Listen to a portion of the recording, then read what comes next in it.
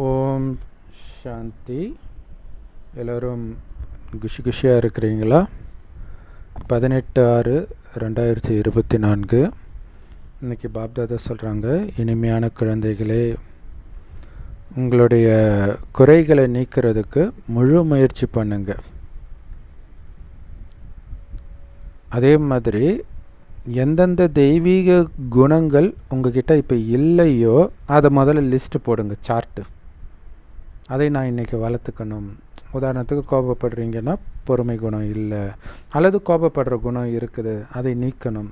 இப்படி சார்ட்டு போட்டு ஏன்னா இதுக்கு தனியாக சார்ட்டு போட சொல்கிறாரு. எப்படி பாபா நினைவுக்கு சார்ட்டு போட சொல்கிறாரோ அதேமாரி உங்கள் குறைகளுக்கு சார்ட்டு போட சொல்கிறார், உங்களுடைய குணங்களுக்கு சார்ட்டு போட சொல்கிறார். என்ன குணத்தை நான் வளர்த்துக்கணும். ஸோ உங்களுடைய வேலை ஞானத்தை தானம் பண்ணுறது மட்டும் கிடையாது, தெய்வீக குணத்தையும் மற்றவர்களுக்கு தானம் பண்ண நீங்கள் தெய்வீக குணமுடையவராக மாறிடுவீங்க. எவ்வளோ சூப்பரான லைன் பாருங்கள். இல்லை கொடுக்க நீங்கள் அது, ஏன்னா இங்கே பிராமண வாழ்க்கையே கொடுப்பது தான் அடைவது. அன்பை கொடுக்க அன்பின் சொரூபமாக நீங்கள் மாறிடுவீங்க. அமைதியை கொடுக்க அமைதியின் சொரூபமாக நீங்கள் மாறிடுவீங்க. ஸோ அப்போ இன்றைக்கி நான் அமைதியை கொடுக்கணும், ஆனந்தத்தை கொடுக்கணும். சார்ட்டு வைங்க. எவ்வளோ நேரம் மனசால் கொடுத்தீங்க, எவ்வளோ நேரம் நடத்தையினால் கொடுத்தீங்க, சார்ட்டு வைங்க. குணமுடையவராக, தெய்வீக குணமுடையவராக மாறுறதுக்காக பாபா நமக்கு கொடுத்த முதல் ஸ்ரீமத்து என்னது?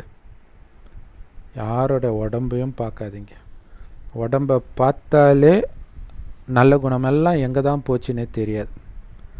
அதனால தான் ஆத்மான்னு உணர்ந்து ஒரு அப்பாவை மட்டும் நினைவு செய்யுங்க, அப்பாவை மட்டும் பாருங்க, அப்பா சொல்கிறத மட்டும் கேளுங்க. அப்போ தான் குணவான ஆவீங்க. மனிதர்கள் சொல்கிறத கேட்டீங்க, கேட்டு தானே அனைத்தையும் இழந்தோம். அதனால் மனிதர்களுடைய வழியை காது கொடுத்து கேட்காதீங்க. வேறு வழியே இல்லைனாலும் இந்த காதில் இருந்து அப்படியே அந்த காது வழியாக வெளில போயிடட்டும், உள்ளே தங்க விடாதீங்க. ஸோ தேக உணர்வின் வசப்பட்டு எந்த காரியமும் பண்ணக்கூடாது. அதில் ரொம்ப கவனமாக இருக்கணும். அதிலும் சமீபமாக பாபா சொன்னார், சிரித்த முகத்தோடு தான் நீங்கள் மற்றவரோட பேசவே ஆரம்பிக்கணுன்றார். சிரிக்க முடியல அப்படின்னா பேசாதீங்க மற்றவங்க கூட, ஏன்னா பாபா பேரை கெடுக்கிறோம். ஸோ அதனால் தேக உணர்வுடைய பாதிப்பிலிருந்து எந்த காரியத்தையும் பண்ணிங்கன்னா அது பாபாவுக்கும் கெட்ட பேர், நம்ம பிராமண குலத்துக்கே கெட்ட பேர். அந்த மாதிரி காரியத்தை தயவு செய்து பண்ணாதீங்கன்றார். அந்த மாதிரி கெட்ட காரியங்களை செய்கிறவங்க எப்படி குணவானாக மாற முடியும்? அவங்க பாபாவுடைய பேரை களங்கப்படுத்துபவர்கள். அதனால் பாபா சொல்வதை மட்டும் கேளுங்க, பாபாவை மட்டும் பாருங்க, அவ்வளவுதான். தேக உணர்வில் வரவே வராதிங்கன்ற. ஓம் சாந்தி. பாப்தாதா கையில் மல்லிகைப்பூ வச்சுருந்தாராம். செம வாசனையாக இருக்கும் இல்லையா? ஸோ இந்த மல்லிகைப்பூவை காட்டுறார். எதுக்காக? நீங்களும் அதே மாதிரி நறுமணமிக்க மலர்களாக ஆகணுன்றதுக்காக. கண்டிப்பாக நாம் மலர்களாகத்தான் இருந்தோம்னு இப்போ நம்ம புரிஞ்சுக்கிறோம்.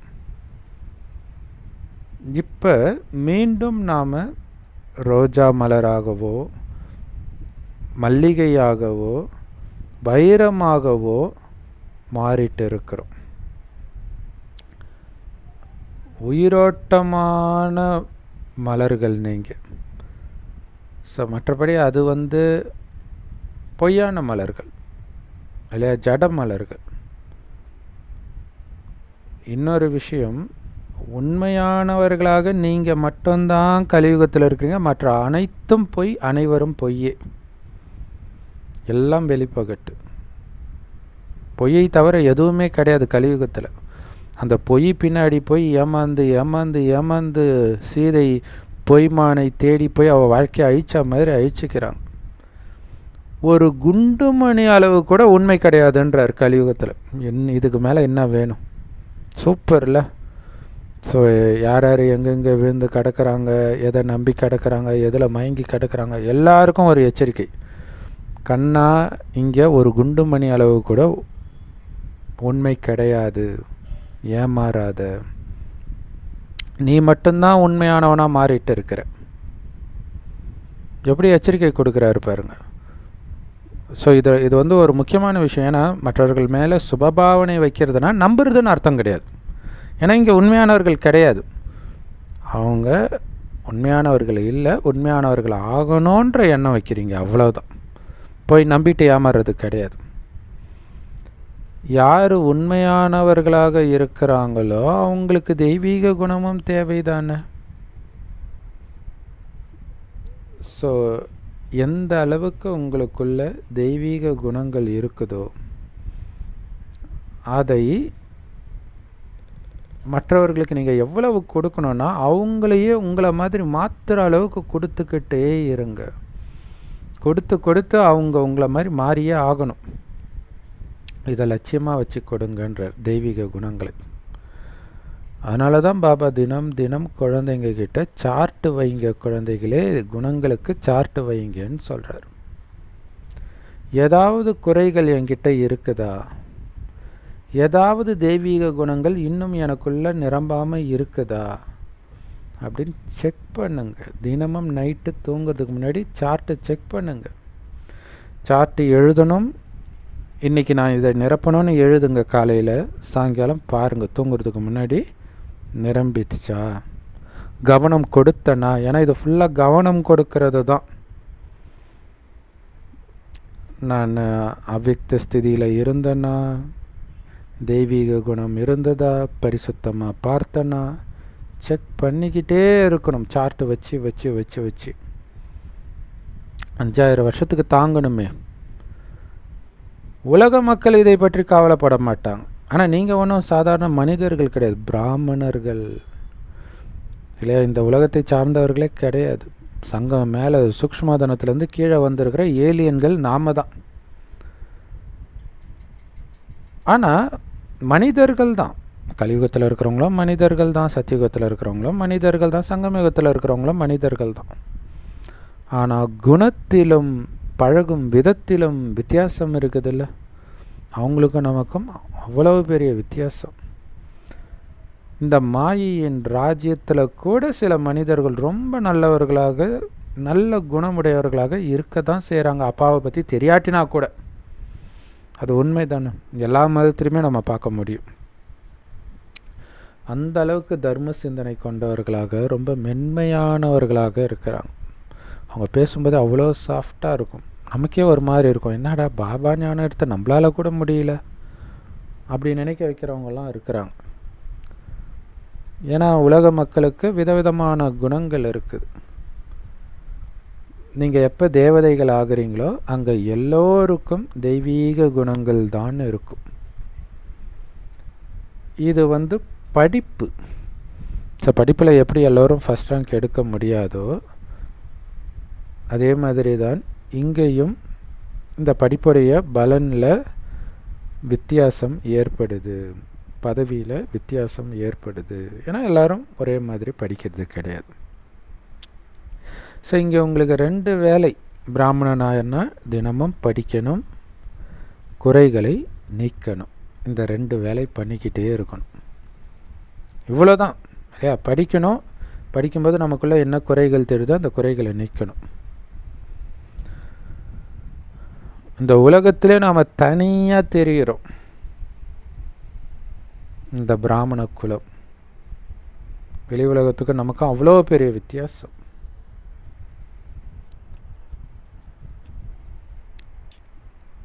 எல்லா மதத்திலுமே நல்ல விஷயத்தை பண்ணுங்க சொல்லுவாங்க. ஆனால் எப்படி பண்ணணும்னு சொல்லி கொடுக்க மாட்டாங்க.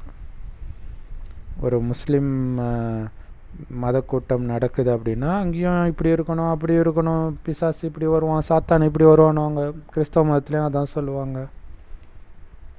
ஆனால் எப்படி பிசாசுக்கிட்ட வந்து தப்பிக்கிறது அது உங்களுக்கு மட்டும்தான் தெரியும். அதனால தான் நீங்கள் தனியாக தெரிகிறீங்கன்றார். இங்கே இருக்கிறது பிராமணர்கள் மட்டுமே. சூத்திரர்களுடைய குலத்தில் மனித வழி நடக்குது, பிராமணர்களின் குலத்துக்கோ ஒரே ஒரு இறைவனின் வழி மட்டுமே. ஸோ மனிதர்களுக்கு அந்த ஒரு தந்தையுடைய அறிமுகத்தை கொடுக்கணும். இன்னார் ரொம்ப வாதம் பண்ணுறாரு பாபான்னு நீங்கள் சொல்கிறீங்க. பாபா சொல்கிறாரு, நாங்கள் பிராமணர்கள், பிரம்மா குமாரிகள், கடவுள் எதை சொல்கிறாரோ அதை மட்டுமே ஃபாலோ செய்கிறவங்க அப்படின்னு நீங்கள் அவங்களுக்கு லெட்டர் எழுதுனீங்கன்னா உங்களை விட உயர்ந்தவர்கள் யாரும் இல்லைன்னு அவங்க புரிஞ்சுக்குவாங்க. எப்படி லெட்டர் எழுத சொல்கிறார்? ஏன்னா நீங்கள் பேசும்போது திருப்பி பேசிக்கிட்டே இருப்பாங்க. நீங்கள் எழுதிட்டீங்கன்னா படிக்கும்போது இது நல்லா தெரியும். நீங்கள் ஒரு ஒரு ஒரு புக்கை படிக்கிறீங்கன்னு வச்சுக்கோங்களேன், நீங்கள் பாட்டுக்கு படிச்சுக்கிட்டே இருப்பீங்க. ஆனால் அந்த புக்கை எழுதினவர் அதையே பேசுகிறாருன்னு வச்சுக்கோங்களேன், உங்களுக்கு எதிர நீங்கள் அதுக்கு 1008 முரண் சொல்லுவீங்க. படிக்கும்போது தானாக அது உள்ளே போய்கிட்டே இருக்கும். ஸோ அதுக்கு தான் பாபா அவங்களுக்கு எழுதுங்க, நாங்கள் கடவுளுடைய வழியை மட்டும் ஃபாலோ பண்ணுற குமாரிகள்னு எழுதுங்க. நாங்கள் மத ஸ்தாபகர்கள் சொல்வதை ஃபாலோ பண்ணுறது கிடையாது, நேரடியாக கடவுள் சொல்கிறத ஃபாலோ பண்ணுறோம். கடவுளை விட உயர்ந்ததிலும் உயர்ந்தவர் யாராவது இருக்கிறாங்களா? அப்படிப்பட்ட உயர்ந்தவருடைய குழந்தைங்க நாங்கள் அவருடைய வழியைத்தான் ஃபாலோ பண்ணுவோம். உயர்ந்த வழி கிடைத்த பிறகு தாழ்ந்த வழி எங்களுக்கு எதுக்கு? கடவுளை விட உயர்ந்தவனா மனிதன், அதனால் மனித வழியை நாங்கள் ஃபாலோ பண்ணுறது கிடையாது. கடவுளுடைய வழியை ஃபாலோ பண்ணால் தான் தேவதை ஆக முடியும். இயேசு வழியை ஃபாலோ பண்ணால் கிறிஸ்டின் ஆக முடியும். முகமது வழியை ஃபாலோ பண்ணால் முஸ்லீம் ஆக முடியும். தேவதை ஆகணும்னா தேவாதி தேவன் இறைவனுடைய வழியை ஃபாலோ பண்ணால் தான் முடியும். அதனால் நாங்கள் மனித வழிகளை ஃபாலோ பண்ணுறதை முற்றிலும் விட்டுட்டோம் அப்படின்னு சொல்லுங்கள். யாரும் உங்ககிட்ட அப்புறம் வாதம் பண்ணவே மாட்டாங்க. ஏன்னா அவங்க யாரையெல்லாம் உயர்ந்தவராக வச்சிங்களோ அவங்களாம் மனிதர்கள். நாங்கள் கடவுள்கிட்ட அப்போ அது பிரித்து காட்டுறோம். நீ மனிதனை உயர்த்தி என்கிட்ட பேசிகிட்டு இருக்கிறியா? நாங்கள் கடவுள்கிட்ட இருந்து ஞானத்தை எடுக்கிறோம். கடவுளோட மனிதன் உயர்ந்தவனா? ஸோ யாராவது உங்ககிட்ட எங்கே உங்களுக்கு இதெல்லாம் கிடைச்சது, இந்த ஞானம் யார் சொல்லி கொடுத்தா அப்படின்னு கேட்டால் சொல்லுங்கள். நாங்கள் நேரடியாக கடவுள்கிட்ட இந்த ஞானத்தை எடுக்கிறோம். சும்மா தியானத்தில் அப்படியே வந்ததெல்லாம் கிடையாது. நேரடியாக ஒருத்தர் உடலில் சொல்லி கொடுக்குறாருன்னு சொல்லுங்கள். அந்த எல்லையற்ற தந்தைக்கிட்ட இருந்து தான் நாங்கள் எல்லாத்தையும் புரிஞ்சுக்கிட்டோம். நீங்களும் வாங்க புரிஞ்சிக்கலாம். உங்களை மாதிரி நாங்கள் கூட பல ஜென்மமாக பக்தி மார்க்கத்தின் வேதங்களை தான் ஃபாலோ பண்ணிட்டு இருந்தோம். ஏன்னா இப்போ எங்களுக்கு கடவுள் கிடைக்கல, வேறு வழி கிடையாது. இப்போ கடவுள் கிடைச்சிட்டார், அதனால் அவருடைய வழியைத்தான் நாங்கள் ஃபாலோ பண்ணுறோம் அப்படின்னு அப்பாவுடைய மகிமையை மட்டுமே நீங்கள் பாட வேண்டும். இது ரொம்ப முக்கியமான விஷயம். போன வாரம் பாபா சொன்னார்ல, சின்ன குழந்தைங்களை குறைச்சி மதிப்பிடாதீங்க. குழந்தைங்க பெரியவங்களுக்கு ஞானத்தை கொடுத்தா அப்படியே மெய் மறந்து பார்ப்பாங்க. யார் பெத்த புள்ளப்பா நீன்னு கேட்டால் சொல்லுங்கள், நான் சிவனுடைய குழந்தை, அவர் பிரம்மா உடம்பு மூலமாக எங்களை வளர்க்குறாரு அப்படின்னு சொல்லுங்கன்னார். ஸோ அப்பாவுடைய மகிமை இல்லையா? லௌகீக அப்பாவை சொல்லக்கூடாது, யார் உங்கள் அப்பான்னு சொன்னான். ஏன்னா குழந்தைங்க பேசும்போது மெய் மறந்து வா இவங்களை பெற்ற அப்பாவை பார்க்கணுன்னு ஆசைப்படுவாங்க. என்னை பெற்றவர் சிவத்தந்தைன்னு சொல்லுங்கள். அவருடைய மகிமையை மட்டும் பாடுங்க. ஸோ அதனால் உங்களுடைய புத்தியில் நான் கடவுளுடைய வழியை ஃபாலோ பண்ணுறேன்னு முதல்ல நீங்கள் ஆழமாக பதிய வைங்க. அப்போ தானே நீங்கள் மற்றவங்க கிட்ட சொல்ல முடியும். நாங்கள் மனித வழியை ஃபாலோ பண்ணுறது கிடையாது, மனிதர்கள் சொல்வதை கேட்பதும் கிடையாது. அது யாராக இருந்தாலும் சரி, கடவுள் சொல்வதற்கு எதிராக பேசினால் நாங்கள் கேட்க மாட்டோம். அது லௌகீக அப்பாவாக இருந்தாலும் சரி, லௌகீக கணவனாக இருந்தாலும் சரி, மனைவியாக இருந்தாலும் சரி, குழந்தையாக இருந்தாலும் சரி. ஏன்? ஏன்னா கடவுள் எங்ககிட்ட கெட்டதை கேட்காதே, கெட்டதை பார்க்காதேன்னுறாரு. அப்படின்னா என்ன அர்த்தம்? மனித வழியை கேட்காதே. ஏன்னா மனித வழி எல்லாமே கெட்டது தான். மனிதனையே பார்க்காத, அந்த உடம்பையே பார்க்காத, உடம்பை பார்க்கறது இருக்கிறதே கீழான நிலை, கீழான பார்வைன்ற அந்த ஆத்மா மட்டும் கண்ணுக்கு தெரியுது பார்த்தீங்களா, அதுதான் மேலான பார்வைன்ற. அதனால் ஆத்மாவை மட்டும் பாருங்க, இந்த அழுக்கான உடலை பார்க்காதீங்க. இதில் என்ன இருக்குது பார்க்கறதுக்குன்ற. அப்போ சொர்க்கத்தில் அவ்வளோ அழகாக இருப்பாங்கன்னு பாபாவே சொல்கிறாருன்னா, அப்போ சொர்க்கத்தின் உடலுக்கும் இங்கே இருக்கிற உடலுக்கும் எவ்வளோ பெரிய வித்தியாசம் இருக்குன்னு யோசிச்சு பாருங்கள். அதனால் இங்கே இருக்கிற உடலை பார்ப்பதற்கே உங்கள் கண்ணை பயன்படுத்தாதீங்கன்றார். அவ்வளவு அழுக்கான உடம்பு இது, கிட்ட போக முடியாது, சென்ட்டு போடாமல் துர்நாற்றம் அடிக்கக்கூடிய உடம்பு இது.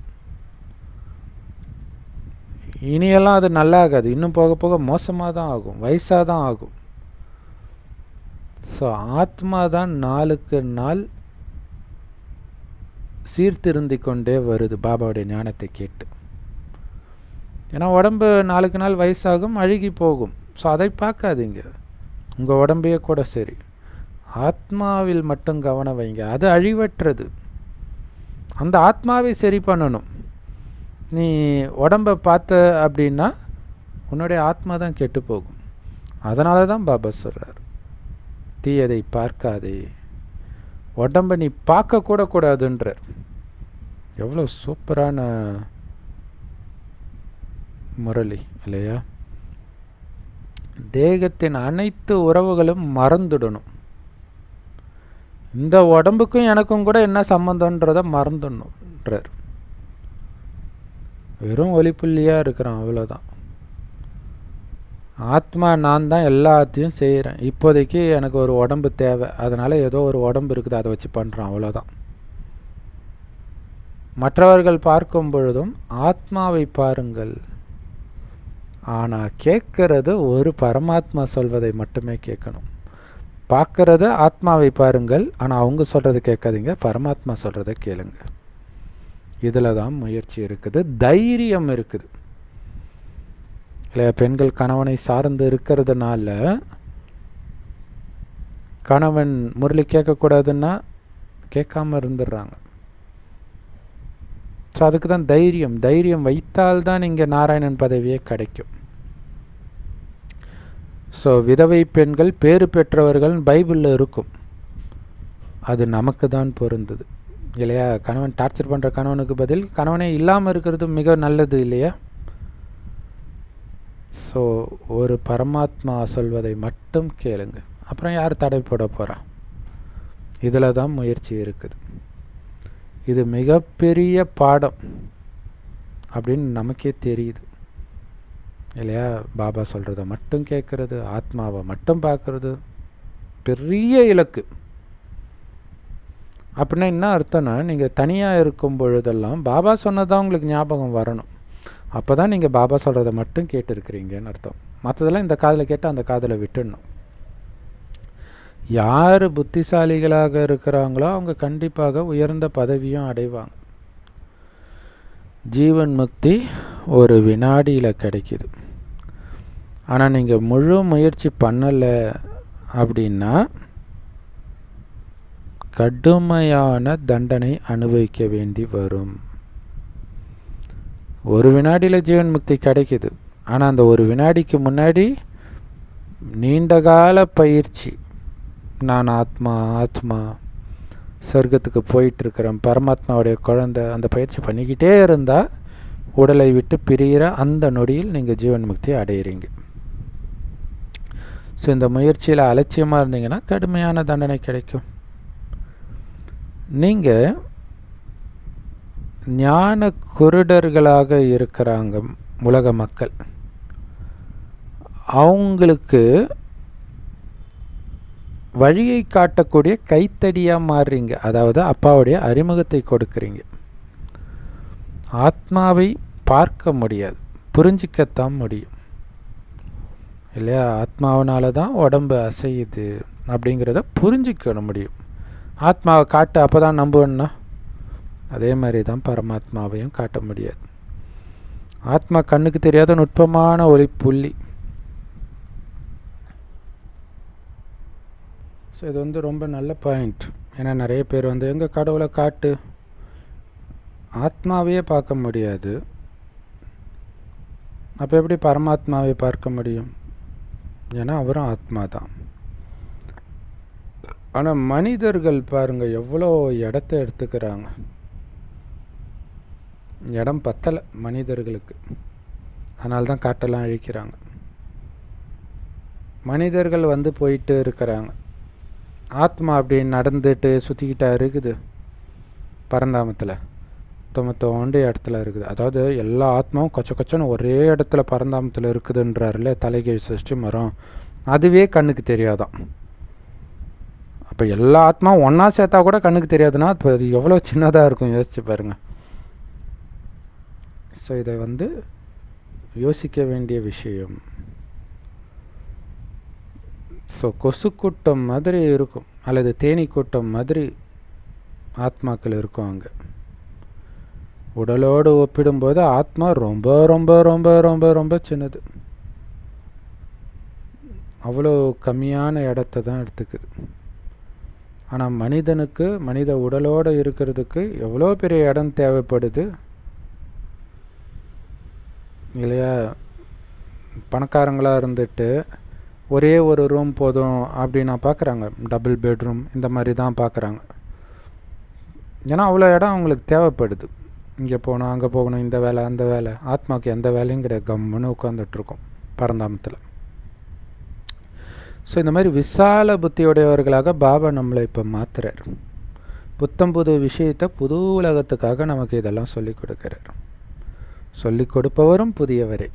இது வரைக்கும் நாம் மனிதர்கள்கிட்ட தானே படித்தோம், கடவுள்கிட்டயே வந்து படிப்போன்றது கற்பனை கெட்டாத விஷயம்.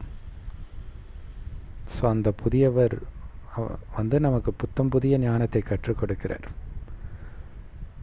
மனிதர்கள் எல்லார்கிட்டையும் கருணை காட்டுங்க கருணை காட்டுங்கன்ட்டு முருகன்கிட்ட, பிள்ளையார்கிட்ட, இயேசுக்கிட்ட, எல்லார்கிட்டையும் கேட்டுக்கிட்டே இருக்கிறாங்க.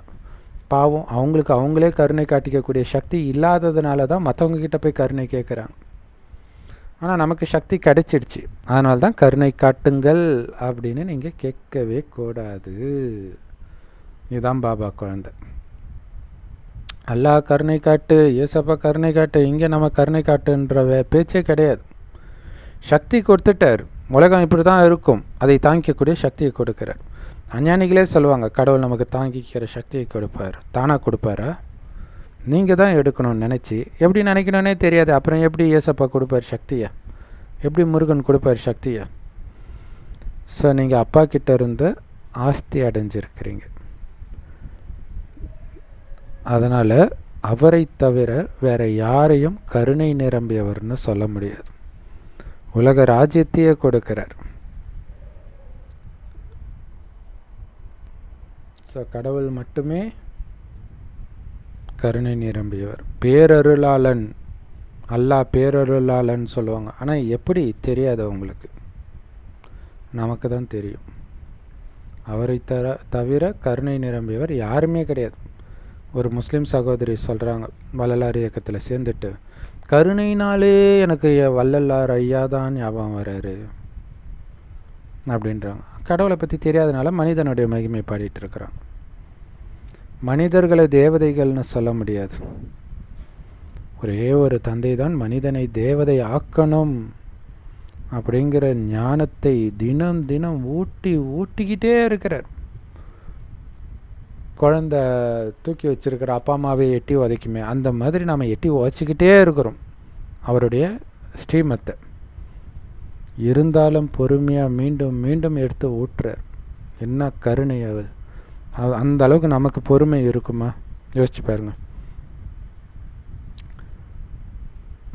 அவர் தான் மனிதனை தேவதையாக மாற்றக்கூடியவர். அதனால்தான் அந்த பரமபிதா பரமாத்மாவுடைய மகிமைக்கு அளவே இல்லை, அளவற்ற மகிமைக்கு பொருந்தியவர் அப்படின்னு சொல்லப்படுறது. அதே மாதிரி அவருடைய கருணைக்கும் அளவில்லை. எப்படி மகிமைக்கும் அளவில்லையோ அவருடைய கருணைக்கும் அளவில்லை. 5000 வருஷமாக நீங்கள் அனுபவிக்கிற அத்தனைக்கும் சொந்தக்காரர் அவர் தான் நியாயமாக. ஏன்னா அவர் தானே கொடுக்குறார். புது உலக பாபா படைக்கிறாரு, அதில் இருக்கக்கூடிய எல்லாமே புத்தம் புதியதாக இருக்கும். இன்றைக்கி எந்த நேரமும் சண்டை போட்டு உங்களை டார்ச்சர் பண்ணுறாங்கன்னு வச்சுக்கோங்களேன். ஒரு பாபா குழந்தை, அந்த குழந்தை ஒன்றும் தெரியாத நல்ல பிள்ளையாக வந்து அங்கே இருக்கும். உங்களுக்கு வேலைக்காரனாக வராங்கன்னு வச்சுக்கோங்களேன், அவங்கள டார்ச்சர் பண்ணால் வேலைக்காரங்களாக தான் வருவாங்க. ஆனால் அவ்வளவு நீங்கள் சொல்கிறது அப்படியே கேட்கக்கூடிய நல்ல வேலைக்காரனாக மாறிடுவாங்க. அப்படியே மாறிடுது பாருங்கள். அதான் புத்தம் புதியதாக இருக்கும் அங்கே இருக்கிற எல்லாமே. மனிதர்கள், பறவைகள், விலங்குகள் எல்லாம் சதோபிரதானம் ஆகிடும். இன்றைக்கி நாய் கூட நிறைய பேரை கடித்து கொதறதை பார்க்குறோம். ஆனால் அங்கே சிங்கம் கூட அவ்வளோ சாந்தமாக இருக்கும். நீங்கள் எப்போ உயர்ந்தவர்களாக ஆகிறீங்களோ அப்போ உங்களுடைய பொருட்கள் கூட மிக உயர்ந்ததாக தான் இருக்கும் இல்லையா? பணக்காரங்க வீட்டில் இருக்கக்கூடிய எல்லாமே ரொம்ப ராயலாக தானே இருக்கும். ஸோ அப்போ எல்லாமே ராயலாக அங்கே கிடைக்கிறதுக்கு இப்போ உங்களை ராயலாக மாற்றிக்கோங்க, உயர்ந்தவராக மாற்றுங்க. அப்படி உங்களை மாற்றுறதுக்கு உயர்ந்ததிலும் உயர்ந்த தந்தை தான் வரார். உயர்ந்ததிலும் உயர்ந்தவர் ஸ்ரீ ஸ்ரீ அப்படின்னு அவரை மட்டும்தான் சொல்ல முடியும். உலக ராஜ்யத்தையே நாம் அவர்கிட்ட இருந்து தான் அடையிறோம். மனிதர்களுக்கும் நமக்கும் எந்த சம்மந்தமும் கிடையாது. மனிதர்களாக உலக ராஜ்யத்தை கொடுக்க போகிறாங்க, அப்புறம் எதுக்கு மனிதர்கள் சொல்கிறத கேட்கணும்? இல்லை, ஒரு கடையில் வேலை செய்கிறீங்க, பக்கத்து கடைக்காரன் ஒருத்தன் சொன்னான்ட்டு நீங்கள் ஏதோ ஒன்று பண்ணிங்கன்னா இந்த முதலாளி என்ன சொல்லலாம்? டேய், உனக்கு நான் முதலாளியா அவன் முதலாளியா? அப்போ உலக ராஜ்யத்தை கொடுக்க போகிறது பாபாவா அல்லது உங்களுடைய லௌகீக கணவனா, லௌகீக அப்பாவா? யோசிக்கணும். தெளிவாக சொல்கிறார், உள்ளங்கையில் சொர்க்கத்தை ஏந்தி வந்திருக்கிற உனக்கு கொடுக்கறதுக்கு. அப்போ நான் சொல்கிறத கேட்கணுமா வேண்டாமா? மனிதர்கள் தன்னுடைய கையிலிருந்து குங்குமம் வர வைக்கிறாங்க, விபூதி வர வைக்கிறாங்க. இங்கே அதெல்லாம் கிடையாது. சொர்க்கத்தை எடுத்துகிட்டு வராரு. நீ படிக்கணும். படித்தால் அந்த சொர்க்கத்தில் உயர்ந்த பதவி. உண்மையான படிப்பே இதுதான். இந்த படிப்பில் மட்டும்தான் எல்லாமே சத்தியம். நீங்கள் படிக்கிற சயின்ஸோ ஹிஸ்ட்ரியோ ஜியாகிரஃபியோ எல்லாமே 100% உண்மைன்னு அடித்து சொல்லவே முடியாது. நீங்கள் இந்த ஸ்கூலுக்கு படிக்கிறதுக்கு தான் வந்திருக்கிறீங்க.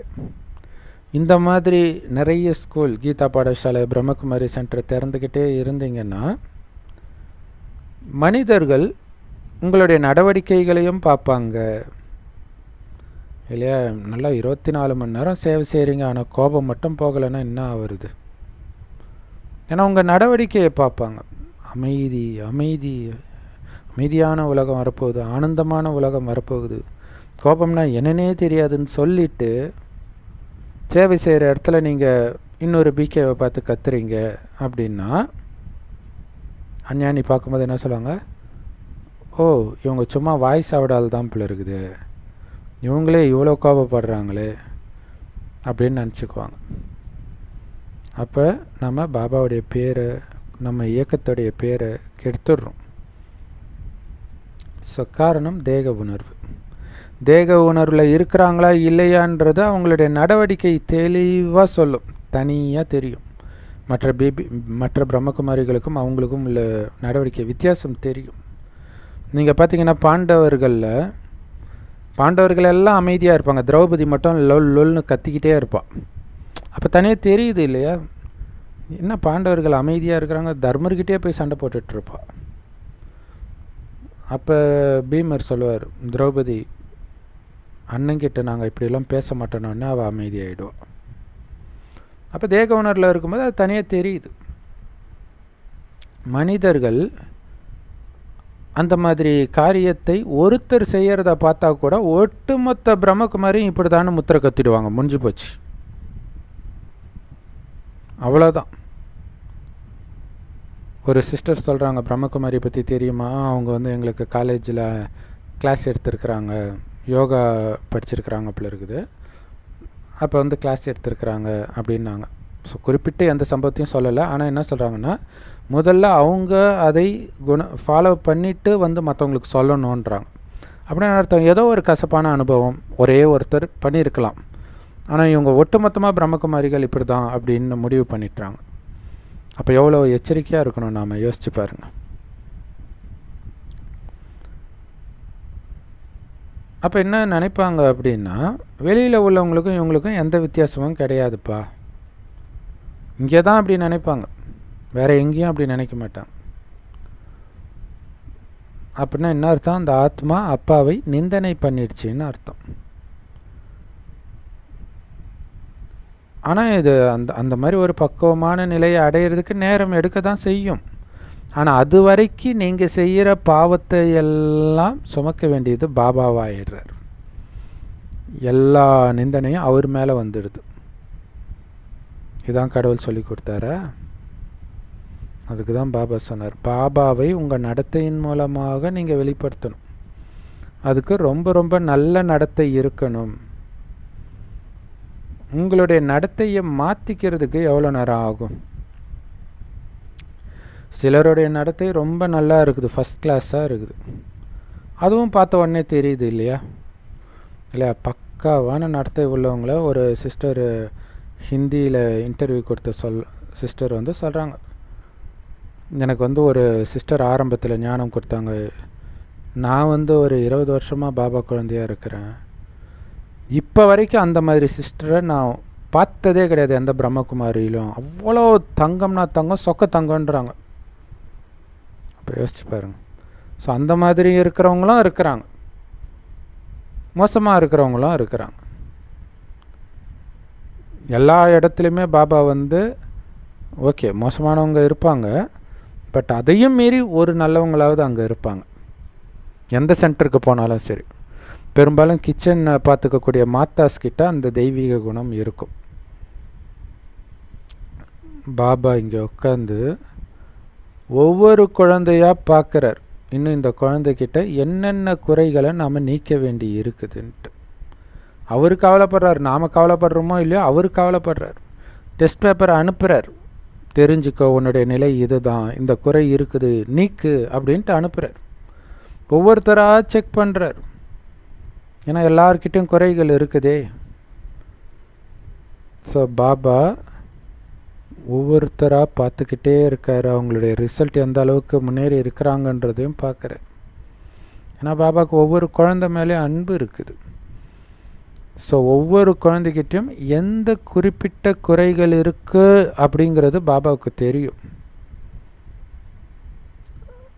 ஸோ இந்த குறையினால் இந்த குழந்தையால் உயர்ந்த பதவி அடைய முடியாது அப்படின்னு பாபா புரிஞ்சுக்குவாரோம். ஸோ அப்போ நீங்கள் குறைகளே நீக்கலைன்னா ரொம்ப கஷ்டமாயிடும் உங்களுக்கு.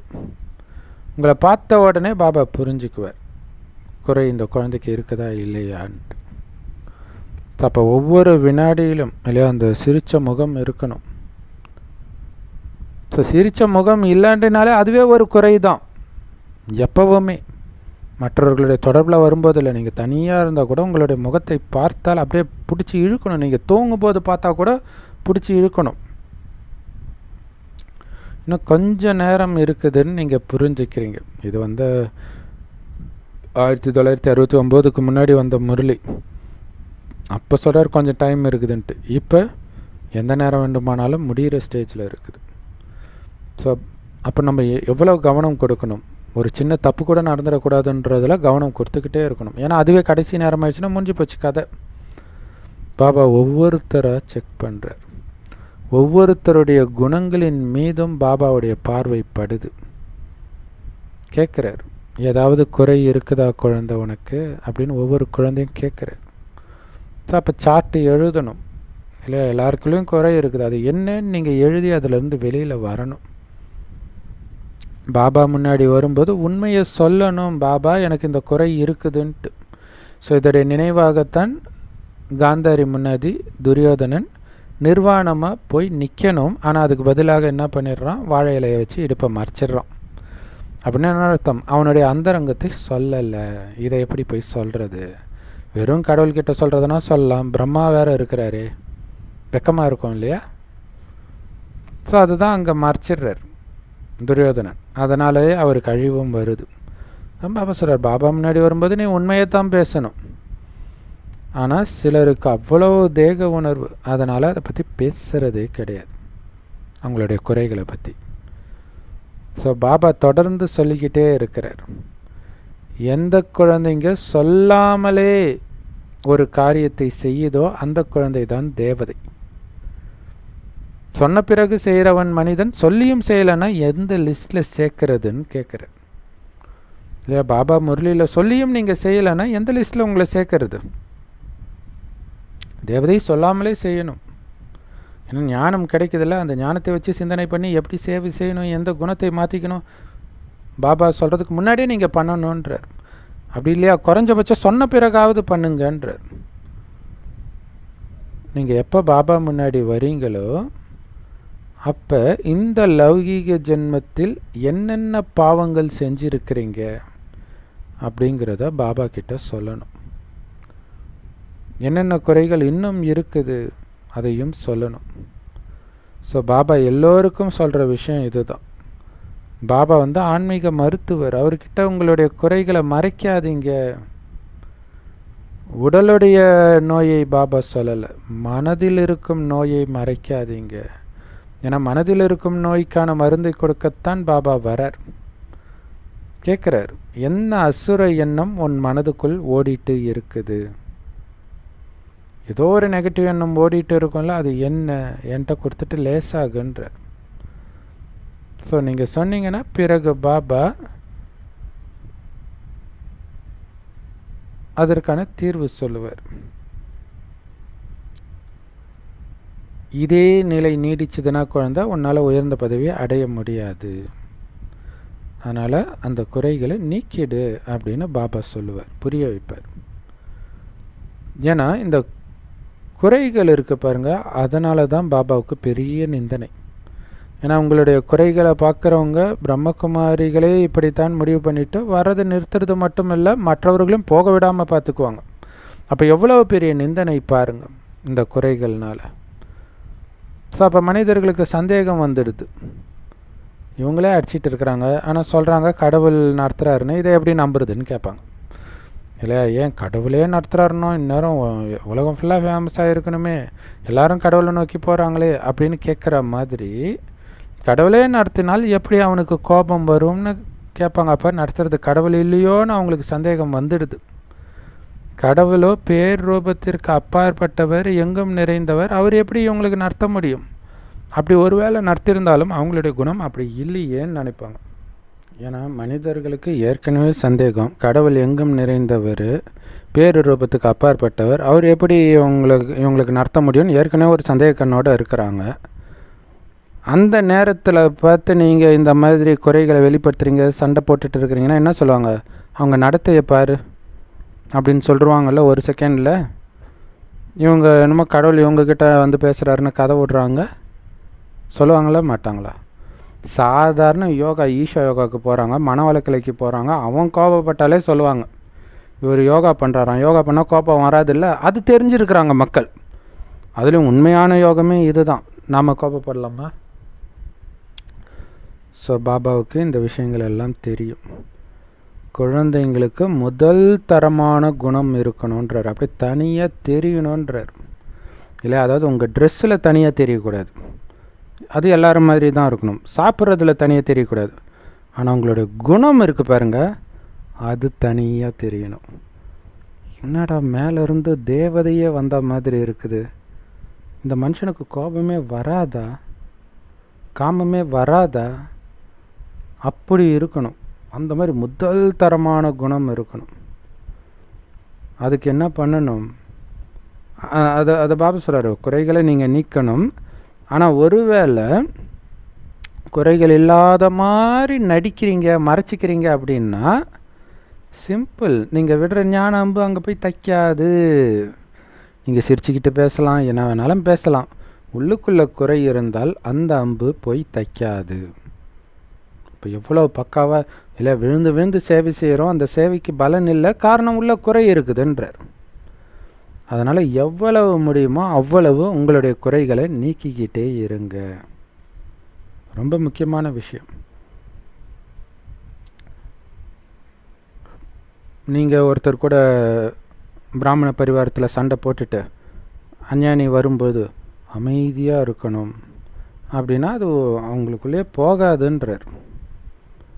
ஒரு அழகான நபர் வராங்க, எவ்வளோ அழகாக இருக்கிறாங்க நினச்சிக்கிட்டே நீங்கள் தூய்மையாக இருக்கணும், ஆத்மாவை பார்க்கணும் அப்படின்னா அது அங்கே தைக்காது.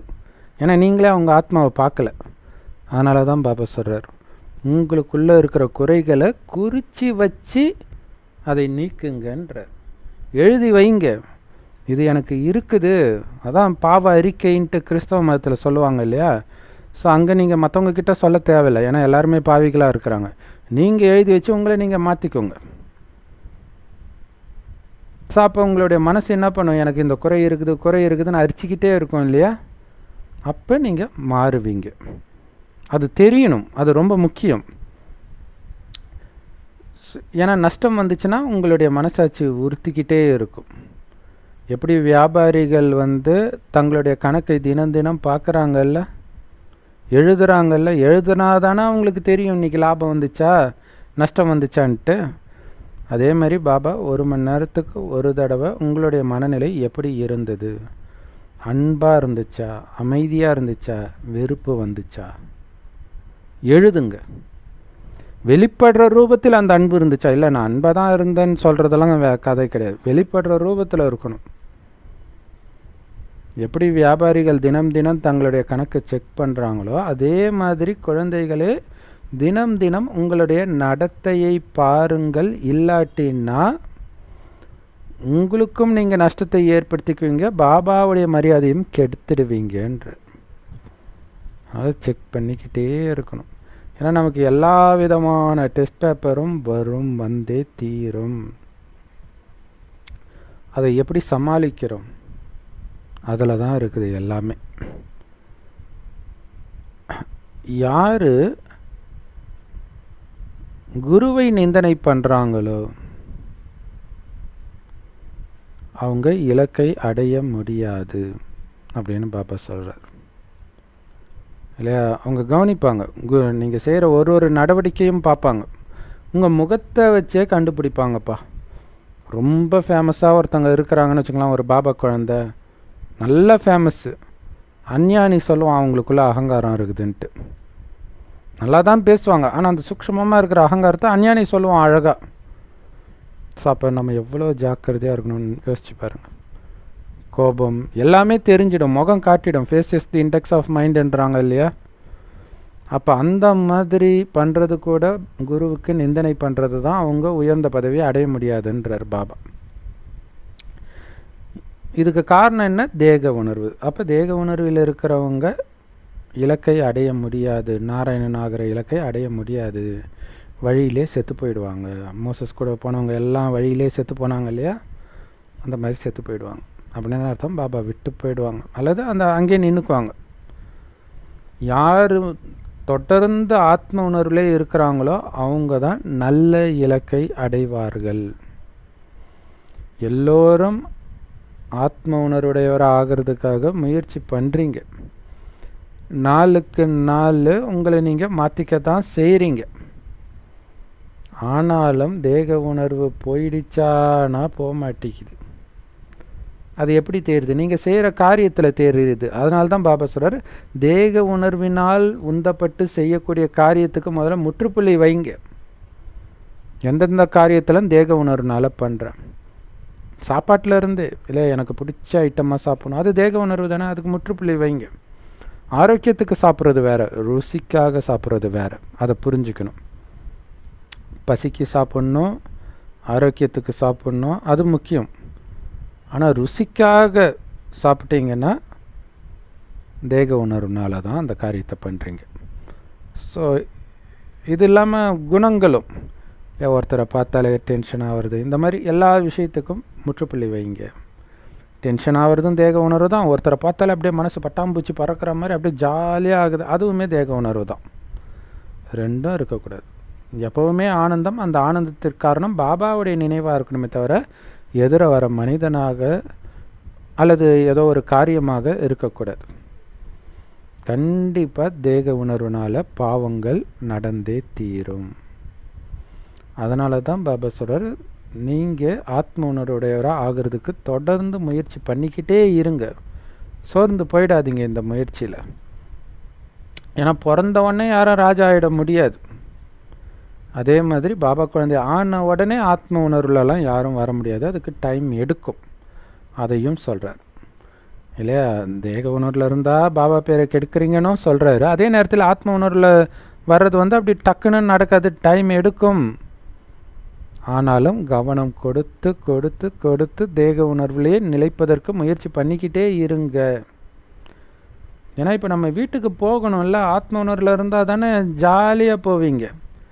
தேக உணர்வில் இருந்தீங்கன்னா உங்களை பிடிச்சி அப்படியே பிடுங்கி எடுக்கிற மாதிரி இருக்கும் உடம்பை விட்டு ஆத்மாவை. நம்ம ஜாலியாக அப்படியே இந்த உடம்பு லூஸான ட்ரெஸ்ஸு மாதிரி இருக்கணுன்றார், அப்படியே டக்குன்னு கண்டிட்டு வந்துடணும் ஆத்மான்றார். வீட்டுக்கு போகணும்ல, அதுக்காக தானே பாபா கிட்ட வந்திருக்கிறீங்க. ஸோ சில குழந்தைங்க பாபா ஞானத்தை எடுத்து 6 மாதம் கழித்து மதுபனில் பாபா பார்க்க வராங்க, சிலர் 8 மாதம் கழித்து வராங்க. ஸோ அப்போ அந்த 6 மாதத்தில் 8 மாதத்தில் குழந்தை எந்த அளவுக்கு முன்னேறி இருக்குதுன்றதையும் பாபா பார்க்குறேன். நாளுக்கு நாள் தன்னை சீர்திருத்திக்கிறாங்களா இல்லையா. எழுந்திரிச்சதுலேருந்து தூங்குற வரைக்கும் ஒரு விஷயத்துக்கும் நமக்கு ஸ்ரீமத் இருக்குது, அத்தனை ஸ்ரீமத்தையும் ஃபாலோ பண்ணுறோமா. குறிப்பாக மனநிலைக்கான ஸ்ரீமத் இருக்குது, அது ரொம்ப முக்கியம். ஸ்தூலமானதும் முக்கியம், சூக்ஷ்மமானதும் முக்கியம். ஸோ நாளுக்கு நாள் அதிலும் முன்னேற்றம் வருகிறதா, அல்லது ஏதோ ஒன்று மீறிட்டு தான் இருக்கிறீங்களா, தப்பு பண்ணிட்டு தான் இருக்கிறீங்களா. சிலர் போக போக படிப்பையே நிறுத்திடுறாங்க இல்லையா. நிறைய பேர் மூட் அவுட் ஆகிடுச்சுன்னா உடனே முரளி படிக்கிறத நிறுத்திடுவாங்க.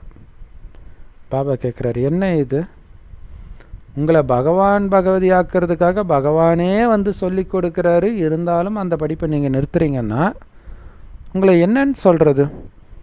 எத்தனை பேருக்கு கிடைக்கும் இந்த கொடுப்பனை கடவுளே நடத்துறது.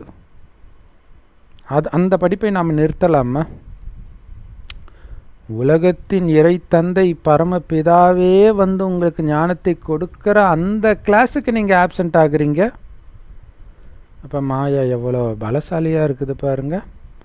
முதல் தரமான படிப்பில் இருந்து உங்களுடைய முகத்தை திருப்பிடுது. ஸோ நிறைய பேர் முன்னேறிக்கிட்டே இருக்கிறாங்க, திடீர்னு படிப்பை எட்டி உழைச்சிட்றாங்க, அவ்வளோதான், முரளியே தொடர்றது கிடையாது. நம்மளுடைய முகம் சொர்க்கத்தை நோக்கியும் கால்கள் நரகத்தை நோக்கியும் இருக்குது அப்படிங்கிறத நம்ம புரிஞ்சுக்கிறோம். ஏன்னா நிறைய பேர் இந்த படிப்பை விட்டுருவாங்க. விட்டால் தானே வெட்டியானா வர முடியும், அங்கே நமக்கு எல்லாருமே தேவை தானே. அதனால் அதெல்லாம் கரெக்டாக தான் நடக்குது. ஆனால் நீங்கள் எதுக்கு போகிறீங்க, ராஜா ஆகிறதுக்கு போகிறீங்க. அதுக்கு நீங்கள் என்ன பண்ணணும், உங்கள் முகத்தில் அந்த சொர்க்கமும் சொர்க்கத்தில் இருக்கக்கூடிய நாராயணன் சிம்மாசனம் மட்டும்தான் தெரியணும். வேறு எந்த பக்கமும் முகம் இப்படி அப்படி திரும்பக்கூடாது. அதாவது பைபிளில் அற்புதமாக ஒரு விஷயம் அடிக்கடி சொல்லுவாங்க. கடவுள் சொல்கிற அந்த வார்த்தைக்கு இடதுபுறமாகவோ வலதுபுறமாகவோ சாயாமல் அப்படின்ற ஒரு வார்த்தை இருக்கும். அப்படியே அந்த தண்டவாளத்திலே போகணும். கொஞ்சம் தண்டவாளத்தை விட்டு இறங்கி போனால் என்ன ஆகும், அந்த மாதிரி நேர சொர்க்கத்தை நோக்கியே உங்கள் முகம் இருக்குது, காலு தான் நரகத்தில் இருக்குது. அப்படின்னு அர்த்தம், உங்கள் புத்தி சொர்க்கத்தையே நினச்சிட்டு இருக்குது. இது சூக்ஷ்மமாக நடக்கிறது. இதோடைய நினைவாக முஸ்லீம்கள் என்ன பண்ணுறாங்க, மெக்கா இருக்கிற இடத்தை அந்த திசையில் அவங்க தொழுகை பண்ணுறாங்க. அவங்களுக்கு அதுதான் சொர்க்கம். ஆனால் நம்ம ஒரிஜினல் சொர்க்கம் அது இங்கே இல்லையே, எந்த திசையில் போய் தேடுறது. அதனால் புத்தியினால் அதை நினச்சிக்கிட்டு இருக்கணும். அதுதான் முக்கியம் இல்லையா. டெல்லியில் தானே பாபா சொர்க்கம்னாரு. டெல்லி பக்கமாக இருந்து வணங்குறது அதெல்லாம் கிடையாது. வணங்குறதுல இருந்தெல்லாம் நம்மளை காப்பாற்றிச்சு. பக்தி மார்க்கம் கிடையாது. சொர்க்கத்தை நினைக்கணும், அந்த ஃபஸ்ட் கிளாஸான உலகத்தை நினைக்கணும், அந்த சொர்க்கத்திற்கு ஏற்ற குணத்தை உருவாக்கணுன்றதில் கவனம் இருக்கணும். அதுதான் முகம் சொர்க்கத்தை நோக்கி இருக்குதுன்றதுடைய அர்த்தம். ஸோ அதுதான் கிருஷ்ணர் கையில் சொர்க்கத்தை முகத்துக்கு முன்னாடி வச்சு பார்த்துட்டு இருக்கிறதா காட்டுவாங்க. முகம் சொர்க்கத்தையே பார்த்துட்டு இருக்குது, நரகத்தை காலால் எட்டி உதைப்பார். ஸோ இதெல்லாம் யார் பண்ணுவா, சங்கமயுக பிராமணர்களாகிய நீங்கள் தான் பண்ணுறீங்க. நாம் சங்கமயுக பிராமணர்கள், அதனால் நரகத்தின் பக்கம் திரும்ப கூட மாட்டோம். அதை பார்க்கணுன்ற எண்ணம் கூட வராது. ஏன்னா பழைய உலகம் ராவணனுடையது. அதை எதுக்கு நாங்கள் பார்க்கணும்? இதை எங்கள் அம்மா, லௌகிக அம்மா சொல்லுவாங்க. ராமர் ராமாயணத்தில் ராவணனை அழிச்சிட்டு விபீஷ்ணனுக்கு ராஜ்யத்தை கொடுக்குறாரு இல்லையா? அப்போ ராமரை கூப்பிடுவார் விபீஷ்ணர், நான் வரலன்று வரோம். ஏன்னா ராமர் வந்தாலே மயக்கிற மாதிரி இருக்குமா ராவணனுடைய இலங்கை. அதுதான் இந்த உலகம். அதுதான் பாபா சொல்கிறார், இது ராவணனுடையது, எங்களுக்கு எதுக்கு இது? இதே ராமாயணத்தில் ஒன்று வரும். அயோத்தியாவில் கடைசி நேரத்தில் சீதையுடைய புகழ் பாடிட்டு அந்த லவகுசா வருவாங்க. அப்போ குழந்தைங்க பசியாக இருப்பாங்க, சாப்பிடுங்க அப்படின்ட்டு ராமர் சொல்லுவார். அப்போ லவகுசா என்ன பண்ணுவாங்கன்னா, ஒரு பத்தினி பெண்ணை, ஒரு சத்தியவதியை நிந்தனை செய்து அவமானப்படுத்திய இந்த அயோத்தியா நகரத்தில் நாங்கள் சாப்பிட விருப்பமில்லை. ஸோ அது எது? இந்த பழைய உலகம் இல்லையா? எத்தனை தூய்மையான சகோதரிகள் திரௌபதியர்களாக கஷ்டப்படுத்தப்படுறாங்க இந்த பூமியில். ஸோ அதனால் இந்த கலியுகத்தின் உணவை நாங்கள் சாப்பிட மாட்டோம் இல்லையா? அவங்க காட்டில் போய் தான் சாப்பிடுவாங்க. காட்டில் தானே சீதை இருக்கிறாங்க. ஸோ இது ஒரு காடு தான் நம்ம இருக்கிறது, சங்கமயுகம். நம்ம இங்கே ஒரு சின்ன சின்ன கண்ணாக வச்சிருக்கிறார். இந்த பழைய உலகம் ராவணனுடையது. நீங்கள் சாந்தி தாமம் வழியாக சுகதாமத்துக்கு போவீங்க.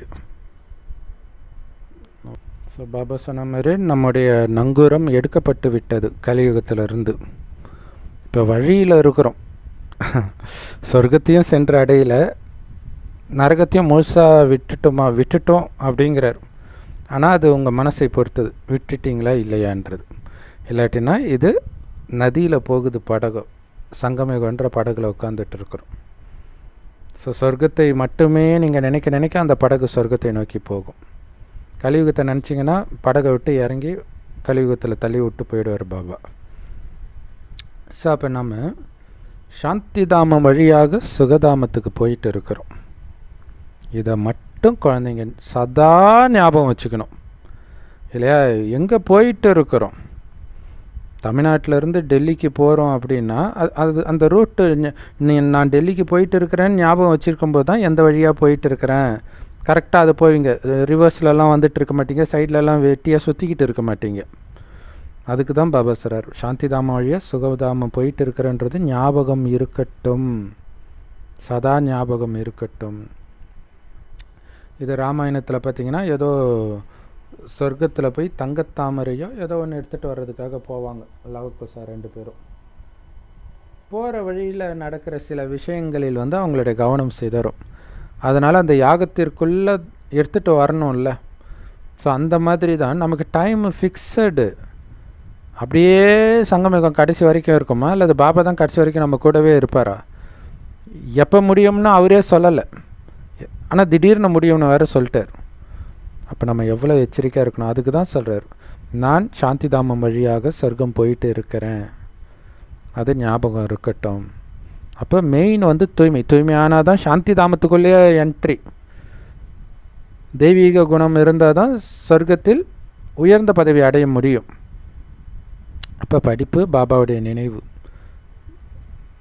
படிப்பை பற்றிய சிந்தனை, இதில் மட்டுமே உங்களுடைய மனம் 24 மணி நேரமும் இருக்கணும். அதுக்கு சேவை ஒரு லிஃப்ட்டுன்றார் இல்லையா? சேவையிலே இருக்கிறவங்க இதை தானே நினச்சிட்டு இருப்பாங்க. அது தானாகவே வெளி உலக விஷயத்தில் நினைக்கிறதுக்கு அவங்களுக்கு டைம் இருக்காது இல்லை. ஸோ அதனால தான் சேவாதாரிகள் அதிர்ஷ்டசாலிகள் அப்படின்னு சொல்லப்படுது. ஆனால் அந்த சேவையும் பாபா நினைவோடு பண்ணணும் இல்லை. சேவையில் எல்லாரோடையும் சேர்ந்து சேவை பண்ணுறோன்ட்டு அந்த எல்லாரோடையும் சேர்ற ஒரு ஜாலியில் வெட்டி கதையெல்லாம் பேசிட்டு அப்படியும் மாட்டிக்கக்கூடாது. சதா பாபா நினைவு இருந்துக்கிட்டே இருக்கணும். நேரமும் ரொம்ப ரொம்ப கம்மியாக இருக்குது. நாளைக்கே கூட உடம்பு போயிடலாம், உடம்பு விட்டுருவீங்க. நேற்று பஸ்ஸில் வரும்போது பார்த்திங்கன்னா திடீர்னு ஒரு 60 வயசு அம்மா டமால்னு ஆன வாயை திறந்துட்டாங்க. டக்குன்னு பஸ்ஸில் போகும்போதே டக்குன்னு 60 இருக்காதுன்னு நினைக்கிறேன். ஸோ கம்மியாக தான் இருக்கும். பட் திடீர்னு எப்போ வேணாலும் மரணம் நடக்குது. அப்போ நீங்கள் அந்த நேரம் பாபாவுடைய நினைவு இல்லைன்னா உங்களுடைய இலக்கு என்ன ஆகும்னு யோசிச்சு பாருங்கள். முடிஞ்சு போச்சு. இந்த ஜென்மத்தில் பாபா ஞானம் எடுத்ததே வேஸ்ட்டாக போயிடும். கடைசி நேரத்தில் வேறு ஏதோ நினைவு வந்துடுச்சுன்னா அப்போ எவ்வளோ கவனம் கொடுக்கணும் யோசிச்சு பாருங்கள்.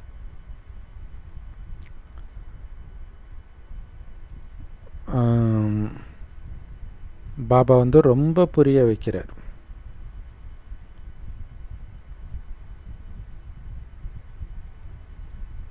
ஸோ இதுக்கு நம்ம முதல்ல முரளி எடுக்கும்போது ஒரு அம்மா, ஒரு வயசான அம்மா முன்னாடி தான் முரளி எடுப்போம் இல்லையா, பழைய வீடியோவில் பார்த்தீங்கன்னா தெரியும்.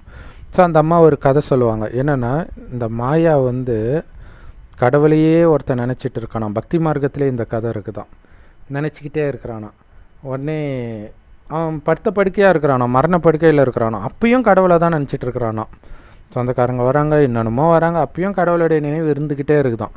அப்போ மாயாவே ஆச்சரியப்பட்டு சொல்லிச்சான், பரவாயில்லையே, நீ கெட்டிக்காரனாக இருக்கிற, கடவுளை தவிர எதுவும் நினைக்காமல் இருக்கிறியே அப்படின்ட்டு. இன்னும் உடம்பு விட்டு உயிர் போகலையே அப்படின்னு அவர் சொன்னாராம். அப்படின்னு என்ன அர்த்தம்? நீ சொல்கிறதுக்கெல்லாம் நான் இன்னும் மயங்க மாட்டேன், இன்னும் உடம்பை விட்டு போகலைல்ல உயிர், அதனால் நீ சொல்கிறதுல கூட நான் மயங்க மாட்டேன். அப்போ எவ்வளோ எச்சரிக்கையாக இருக்கணும்னு யோசிச்சு பாருங்கள். நமக்காகவே உள்ளது ஞானம் அது. பாபாவும் எவ்வளவோ புரிய வைக்கிற, தினம் தினம் இதெல்லாம் குப்தமாக நடக்கிற விஷயம் இல்லையா. நினைக்கிறீங்களா இல்லையான்னு வெளியில் தெரியாது, உங்களுக்குள்ளே தான் நடக்கணும். ஆனால் அது முகத்தில் சந்தோஷமாக தெரியும், அது வேறு விஷயம். அதேமாதிரி இந்த ஞானமும் மறைமுகமானது, உங்களுக்குள்ளே ஓடிக்கிட்டே இருக்கும்.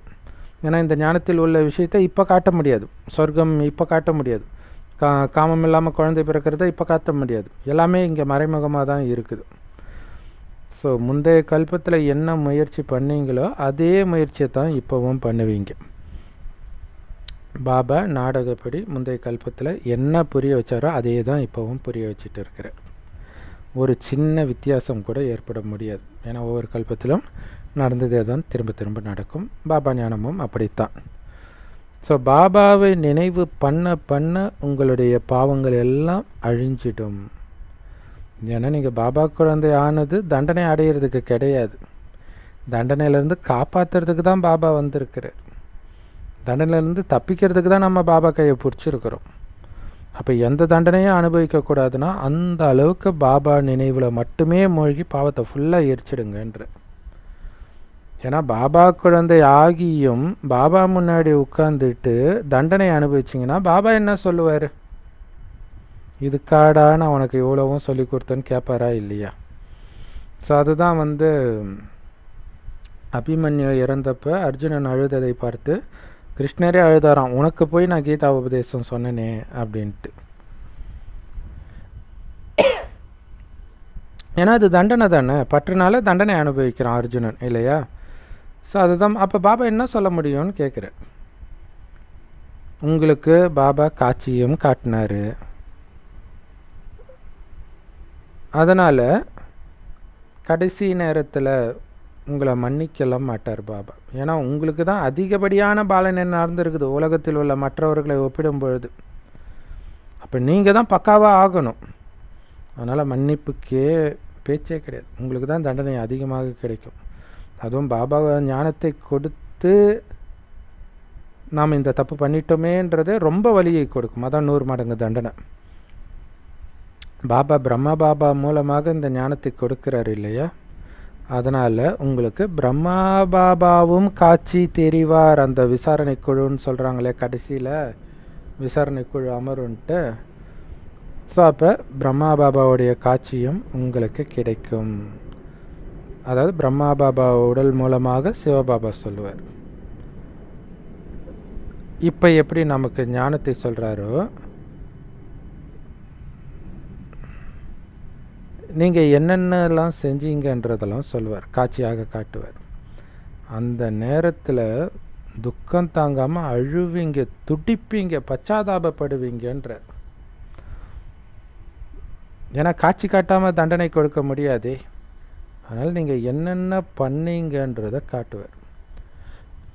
நமக்கு ஆச்சரியமாக இருக்கும் அந்த நேரம். ஐயோ, இதெல்லாம் பாபா ரெக்கார்ட் பண்ணி வச்சுருக்கிறாரே அப்படின்னு நினைப்போம். அப்போ இப்போயே நம்ம இது வரைக்கும் அதான் பாபா சொல்கிறார், கடந்தது ஓகே, இனி எந்த தப்பும் பண்ணக்கூடாதுன்னு வைராக்கியமாக இருங்கன்ற.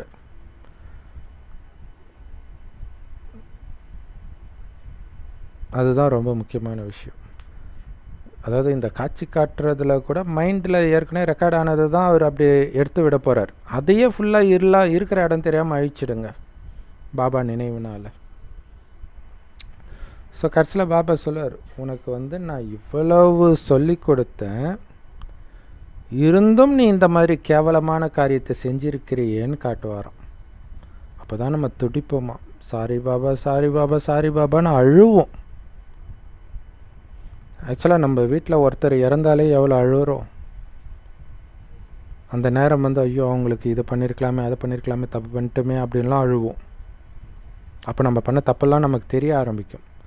அப்போ நம்மளே இறக்கும்போது எப்படி அழுவோன்னு மட்டும் யோசிச்சு பாருங்கள்.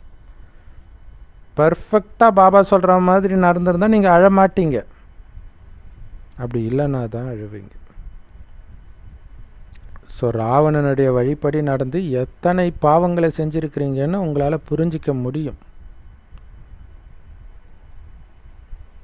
நீங்கள் பூஜிக்க தகுந்தவர்லேருந்து ராவணனுடைய வழிப்படி நடந்ததுனால தான் பூஜாரியாக ஆனீங்க. அதிலும் குறிப்பாக பாபா எங்கும் நிறைந்தவர்னு சொல்லிட்டு இருந்தீங்க பார்த்தீங்களா, இதுதான் நம்பர் 1 நிந்தனைன்றார் பாபாவுக்கு. இது ஒரு சாதாரண விஷயம் மாதிரி தெரியும். ஏன்னா திரும்புகிற பக்கமெல்லாம் கடவுள் எங்கும் நிறைந்தவர் எங்கும் நிறைந்தவர், அதை ஒரு பெருமையாக தானே சொன்னோன்னு நினச்சிக்கோங்க. அதுதான் நம்பர் 1 நிந்தனைன்றார். அதுவே மிகப்பெரிய பாவன்றார். ஸோ இதோடைய கணக்கே ரொம்ப அதிகமாக இருக்குது. ஸோ அதனால தான் நீங்கள் இப்போ கடவுள் எங்கும் நிறைந்தவர் இல்லைன்னு சொல்லி எங்கும் நிறைந்தவர்னு சொன்னதை நீங்களே அழிச்சிக்க வேண்டியதுதான். ஸோ பாபா சொல்கிறார், உங்களை நீங்களே அரைஞ்சிக்கிட்டீங்க கடவுள் எங்கும் நிறைந்தவர்னு சொல்லி. ஏன்னா எங்கும் நிறைந்தவர்னு சொல்கிறதும் ஒன்று தான், கடவுளே இல்லைன்னு சொல்கிறதும் ஒன்று தான். அவருக்கு தெரியாதா, எல்லாம் தான் அவர் தான்ப்பா தப்பே பண்ணுறாரு, அவர் தான்ப்பா இதை பண்ணவே வைக்கிறாருன்னு சொல்லிட்டு பண்ணிவிடுவீங்க, முடிஞ்சு போச்சு. அதான் உங்களை நீங்களே தண்டனை கொடுத்துக்கிற மாதிரி கடவுள் எங்கும் நிறைந்தவர்னு சொல்கிறதுன்றார். ஸோ அதிலும் குறிப்பாக பாரதவாசிகள் தான் இந்த மாதிரி சொன்னதே, எங்கும் நிறைந்தவர் கீதையில் இருக்குது. ஸோ அதனால தான் அவங்க அவ்வளவு கீழே விழுந்து கிடக்கிறாங்க. இந்த விஷயத்தெல்லாம் பாபா புரிய வைக்கிறாரு, நம்மளும் நல்லா புரிஞ்சுக்கிறோம்.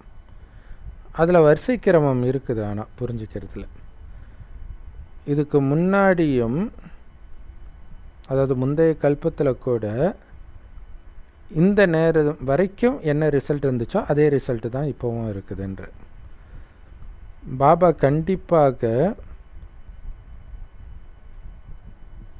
குழந்தைங்க முன்னேறதுக்கு தேவையான விஷயத்த சொல்ல தானே செய்வார் இல்லையா? அப்போ இந்த எச்சரிக்கை குழந்தைங்க முன்னேறதுக்கு உதவி செய்யுது, அதனால் சொல்கிறார்.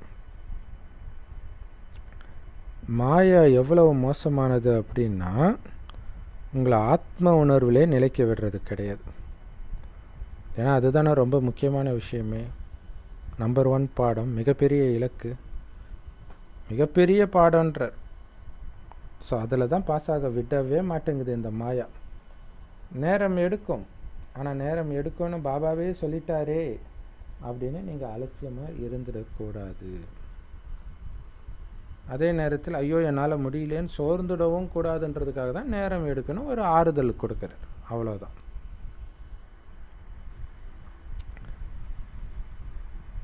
அதனால் குழந்தைகளே, உங்களை ஆத்மான்னு உணர்ந்து அப்பாவை மட்டும் நினைவு பண்ணிக்கிட்டே இருந்தீங்கன்னா உங்களுடைய பாவங்கள் எல்லாம் அழிஞ்சிடும் அப்படின்னு முரளி ஃபுல்லாக எச்சரிக்கை கொடுத்த அன்பான பாபாவுக்கு, இனிமையான பாபாவுக்கு அன்பு நினைவுகள் மற்றும் காலை வணக்கம்.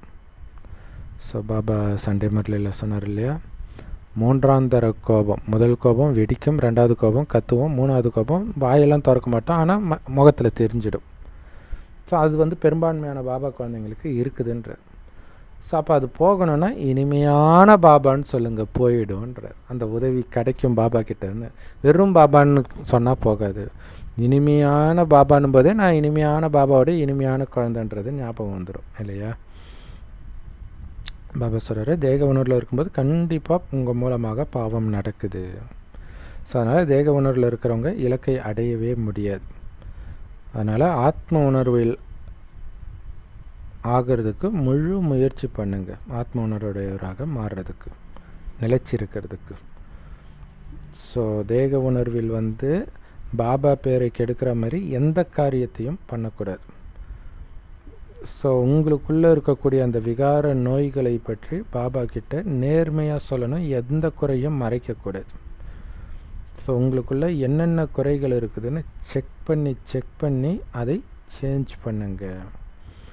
ஸோ இப்படி இந்த படிப்பின் மூலமாக தெய்வீக குணங்கள் நிரம்பியவர்களாக உங்களை நீங்களே மாற்றிக்கோங்க. வரதானம்: எந்த விதமான எல்லைக்குட்பட்ட ராயலான இச்சைகளிலிருந்தும் விடுபட்டு சேவை செய்யக்கூடிய சுயநலமற்ற சேவாதாரி ஆகுங்கள். அதுக்கு விளக்கம்: கர்மத்தின் எந்த பந்தனத்திலிருந்தும் விடுபட்டு விலகிய நிலையில் சேவை செய்கிறதுக்கான நிறுவனத்தை பிரம்ம பாபா கொடுத்துருக்கிறார். எல்லா கர்ம பந்தனத்திலிருந்தும் அவர் விலகியே இருந்தார். சேவை செய்கிறதுலையும் எல்லையற்ற அன்பு வைக்கிறதையும் தவிர அவருக்கு எந்த பந்தனமும் கிடையாது. எல்லைக்குட்பட்ட அன்பு கிடையாது, எல்லையற்ற அன்பு. அப்புறம் பாபா மேலே அன்பு. மற்றபடி சேவையில் இந்த எல்லைக்குட்பட்ட ராயலான ஆசை, எனக்கு பேர் வரணும், அந்த மாதிரி ராயலான சேவை மட்டும் பண்ணணும், இந்த மாதிரி ஆசைகள் கூட உங்களை கர்ம கணக்கில் மாட்ட வச்சிடும். அதனால் உண்மையான சேவாதாரிகள் இந்த கர்ம கணக்குகள்லேருந்தும் விடுபட்டு இருப்பாங்க, தன்னை பாதுகாப்பாக வச்சுருப்பாங்க, இதுலேயும் சிக்காத மாதிரி. எப்படி உடலின் பந்தனம்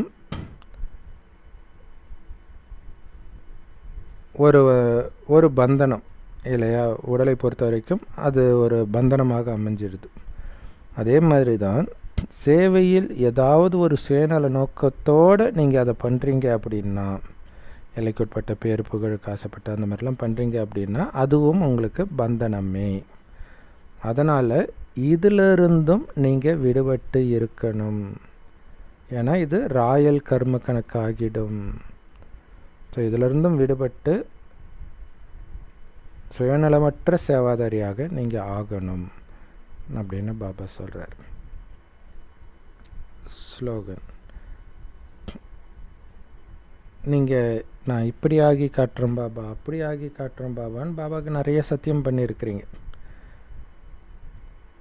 ஸோ அதெல்லாம் ஃபைல்லே வச்சுருக்காதீங்க, அப்படி ஆகி காட்டுங்க, இல்லை அதை ஃபைனலைஸ் பண்ணுங்கள், ஃபைல்லே வச்சுருக்காதீங்கன்றார். என்ன சத்தியம் பண்ணனா அதன் சொரூபமாக ஆகி காட்டுங்கள் அப்படின்னு பாபா சொல்கிறார். ஸோ செம்ம பவர்ஃபுல்லான Murali. Love you BapDada. Thank you BapDada. குஷியாக இருங்க, குளிர்ச்சியாக இருங்க.